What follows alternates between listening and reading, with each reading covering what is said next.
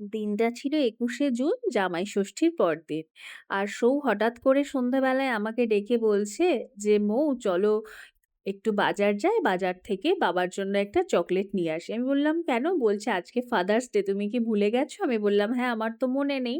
তাই আমি বললাম, "বাবা কিন্তু কোনো চকোলেট-টকলেট পছন্দ করে না। বরং একটা কাজ করি, বাবার জন্য একটা কেক নিয়ে আসি, যেটা বাবা কাটবে।"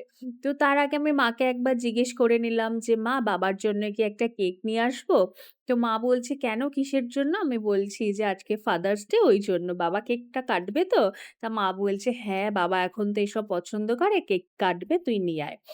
কেন বলো তো? আমাদের বাবা, কাকা, জ্যাঠারা এরা হচ্ছে খুব সাবেকি মানুষ। আগেকার দিনের মানুষ তো, এরা একদমই এসব পছন্দ করত না আগে।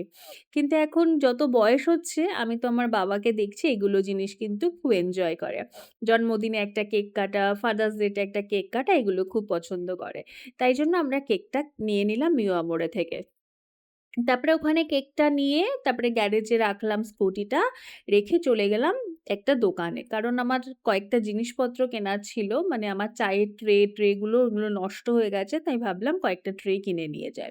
তো দোকানটাতে এসে দেখলাম দোকানপাটগুলো কেমন যেন ফাঁকা, ফাঁকা মতো। তো আমি কাকু বলছিল যে, "দেখো এখন তো বেশি মালপত্র তুলছি না। কারণ দোকানটা তো কদিন পরে বন্ধ হয়ে যাবে।" আমি বললাম, "ও আচ্ছা।" তারপরে বাড়িতে আসলাম। বাবা দোকান বন্ধ করে বাড়িতে আসলো। তারপরে বাবাকে বললাম, "বাবা একটা জামা প্যান্ট পরে নাও, পরে নাও।" তখন বাবা বলছে, "কেন?" আমি বললাম, "আজকে তো ফাদার্স ডে।"